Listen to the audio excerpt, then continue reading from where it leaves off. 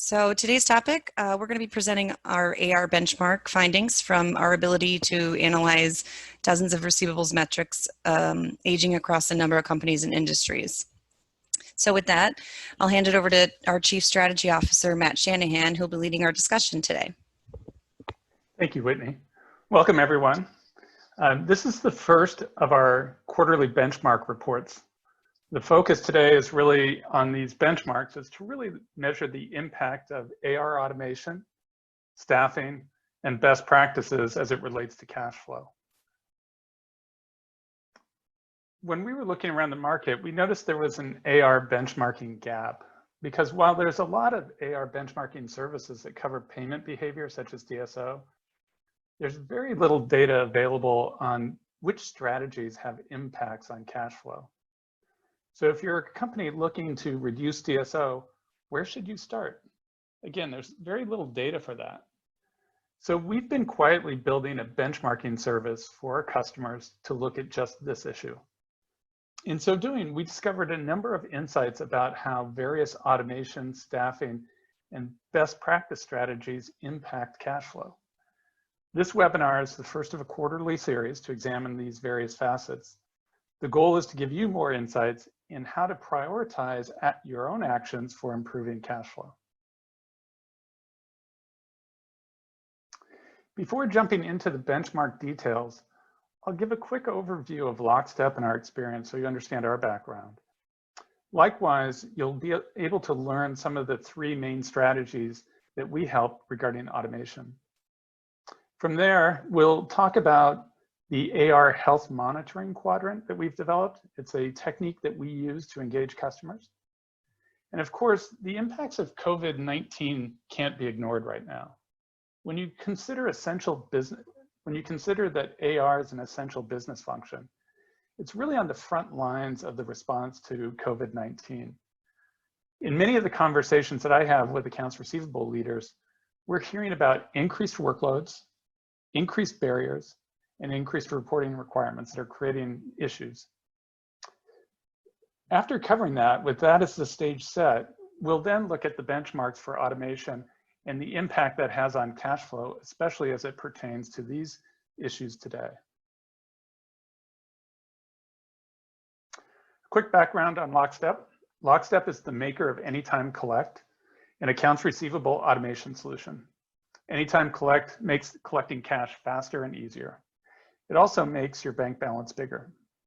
Anytime Collect is in use in over 20 industries by over 160 companies globally and has more than 10,000 users of the application. At Lockstep, we believe in the power of connectivity. Specifically, connectivity has the power to unlock productivity in business. Our integration platform has the most number of connectors in the industry, and it's growing. Whether it's on premises or in the cloud, our integration platform makes automation possible. And it also allows us to collect a lot of data. We're now expanding those integrations to integrate with CRM and also digital mailrooms. A little bit about how Anytime Collect really impacts and improves cash flow. The first is through automated customer communications. When you think about the ability to communicate at scale with your customers, to keep them informed of reminders, to look as the invoices age, maybe to send a past due notice, ensuring that monthly statements are sent out, all of those become important touch points in nurturing and nudging your customers into payment. And those nudges oftentimes lead to increased payment cycles. The other is customer self-service. When you make it easy for customers to pay you, you get paid faster. Having an online experience that allows them to pay digitally, to access information that they may need to process the invoice internally on their own without having to email you, all of those are ways that you unlock cash flow and make your payment cycles, again, shorter. And finally, collections activity management. If a team is working using email and Outlook or Excel to track and manage things, it's very unproductive. It turns out the Hackett Group identified the lack of automation inside accounts receivable is one of the biggest barriers to reducing DSO. And so having a tool that allows for automated activity management so that activities can be tracked, that the activities can be actually have assisted automation like automated dialing, all becomes important to the productivity of the collections team. So those are 3 core strategies. We'll be looking at each of these strategies and their impact as measured through data that we look at. Ultimately, the goal of accounts receivable automation is to reduce DSO. And in so doing, working capital is increased, so is cash from operations. And because cash is coming in on time, less staff time is spent chasing it. Finally, the increase in liquidity increases shareholder value. As part of our customer engagement process, we develop an ROI by benchmarking where a company currently is on key metrics compared to our average customers. So by building these benchmarks, we're able to look at the before and, if you will, and after. And the return on investment is typically more than 10x. Now, today's benchmark report is based on data from the last 10 months. Our platform takes and records snapshots every day of the status of accounts receivable for all our customers. These snapshots are used to measure and report their metrics. The companies included in the analysis come from 18 different industries, so not all industries were included, and range in size from 1.4 million in revenue to 1.4 billion in revenue. The average revenue across all the companies is 205 million per year. While some industries vary in their benchmark on financial metrics, the impact of automation was comparable across the industries. So for instance, while the service industry may have a lower DSO than distribution, the impact of automated communications was found to be similar in both in terms of relative impact. As such, we analyzed all the companies together rather than doing industry by industry analysis. The receivables that were analyzed covered 1.2 million individual accounts and 13.2 million invoices. There was a wide range of invoice values, anywhere from hundreds of dollars up to 130,000. Because anytime collect functionality can be used individually, so those 3 strategies can be implemented one by one, the analysis was able to break out impacts of companies using different mixes of AR automation. Also, because we were able to have both pre and post implementation snapshots of the accounts receivable, we could look inside individual accounts for those impacts. For the most part, our analysis approach was really to do an A/B look at the different presence or absence of automation and how that impacted the overall DSO. So accounts receivable is dynamic. Externalities can include changes in the state of the economy. For example, the announcement today is that the US economy is down 4.2%. That's an externality that's going to have an impact on companies. Externalities can also include things like competition or sales fluctuation. We try and track the health of accounts receivable and sort of the evolution of that using this matrix. And essentially what we're doing is we're helping to understand when are the different automation, staffing, and best practices techniques working, or when do they need refinement? When do they need to be adapted in order to change with the existing landscape? In this health matrix, there's 2 general axes. One is the percent change in collections effectiveness as measured using past due and average days delinquent. And the other is the percentage change in total accounts receivable measured by the open balances of the existing invoices. While the changes in the total accounts receivable is mainly impacted by externalities outside the accounts receivable team, most, but not all, changes in collections effectiveness can be influenced by the AR team itself, including what automation they're employing, what staffing they're using, and what best practices. As you can see in this chart, if an accounts receivable team has an increasing effectiveness and increasing accounts receivable, they're in a healthy growth mode. Generally, the mix of automation, staffing, and practices are working well. If AR is growing, but the effectiveness is not, what we call challenge growth, there's usually a scale issue to be addressed. If the accounts receivable is just decreasing and the effectiveness is increasing, the accounts receivable team is doing a good job to mitigate the decline by effectively adapting to the environment. On the other hand, in the case of challenge decline, there's a more immediate need to react and think about changing the strategy for that team. This is a timeline of shelter in place, and it's broken down by state. We certainly didn't know that this was going to happen right in the midst of our benchmarking report. The reason it's important is that when you talk it to an AR team, they will tell you the work that they do today will impact the cash receipts in 30 days, on average. In other words, they're always trying to influence open invoices through confirmations, getting promised to pay, resolving a dispute, coming up with an installment plan. Those are all ways to unlock payment from customers. But once it's unlocked, there's a lag time, and that's why they always talk about this 30 days. So what's happened, though, is the new normal has really kicked in from this shelter in place. And it really started to domino the week of March 23rd, as you can see here. So our goal is to closely watch, with the health monitoring, how this plays out in the new normal, because we're just on the edge of the impacts. So we're actually going into a week-by-week monitoring to see how this moves, and we'll continue to think about updates, out to you as a result of it. The good news right now is that 66% of companies had growth over the last 90 days when we look at that. So total AR grew. As witnessed by kind of 27% in the healthy growth area and 39% in the companies in challenge growth. The bad news is that 57% of the companies saw a decrease in collections effectiveness. In particular, 18% saw both declining growth and effectiveness. The collections effectiveness decrease really we could just be on the edge of the first impacts of this new normal. And it may require people to adapt to automation, staffing, and best practices.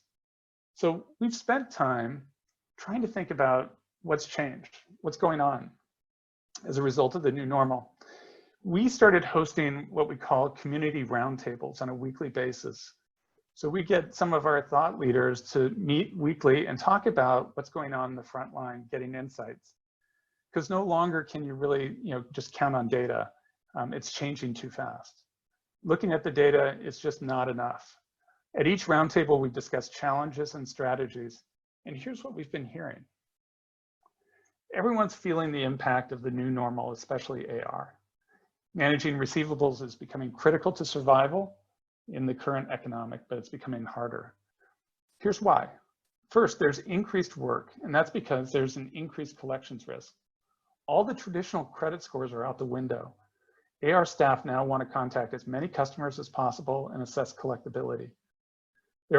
They are asking for confirmations, installment plans are becoming more common, and the need to extend payment terms and obtain promises. We're seeing a significant increase in the activity level across every AR member. Matter of fact, one of the things that we measured was the average daily use of Anytime Collect itself, and it's almost doubled in the last month. The second dynamic are the new barriers presented by remote work. Many office phones are not being forwarded to mobile numbers. If IVR was not in place prior to work at home mandates, then many callbacks and follow-ups are being missed, creating delays.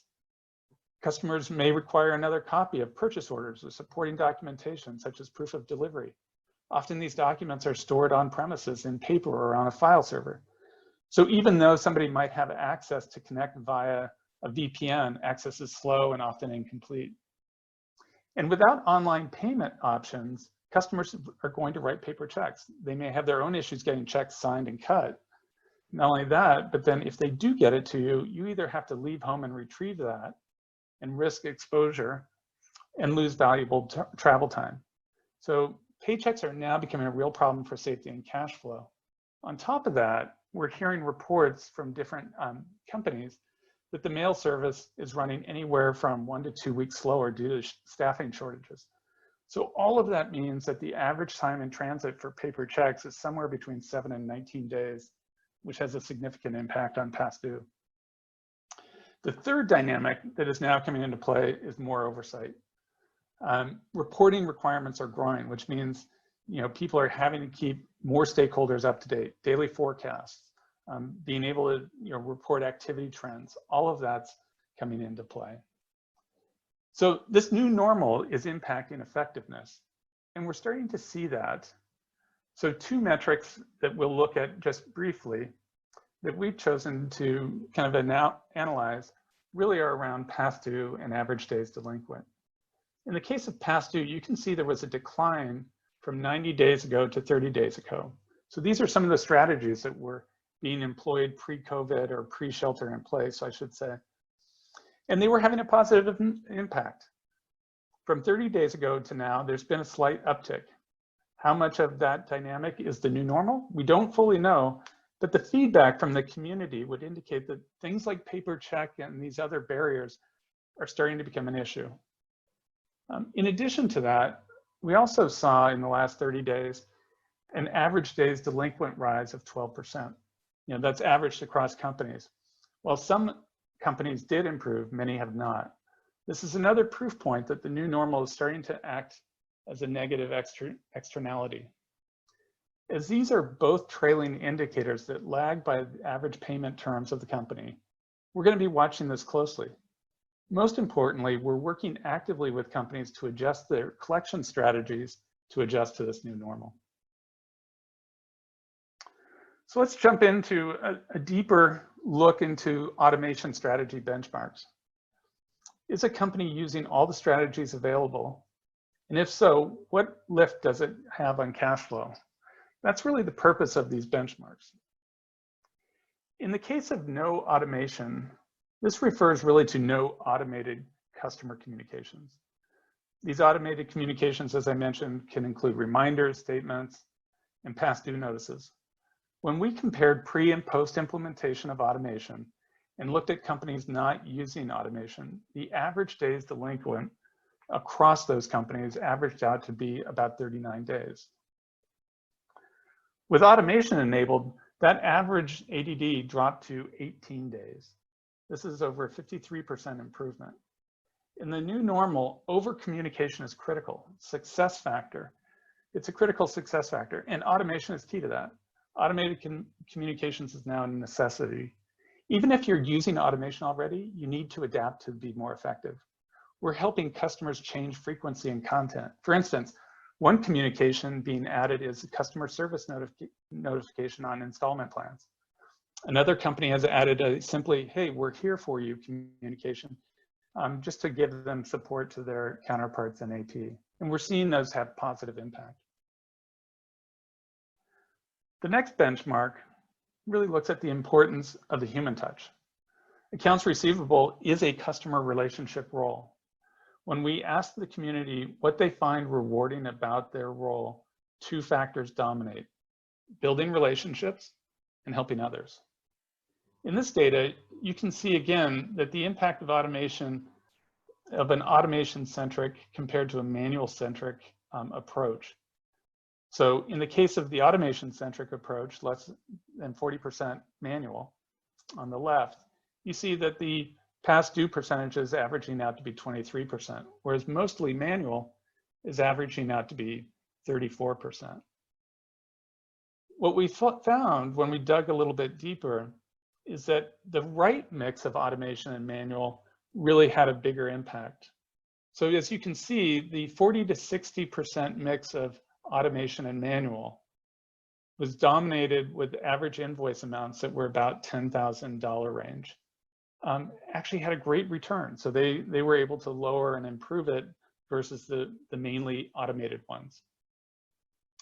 We're doing more research on this. In our next benchmark report in July, we specifically want to focus on the impact of increased workload and what is the staffing mix that's going to make the most sense, especially as it pertains to average invoice amounts in different industries. We think there's a lot more to be uncovered here.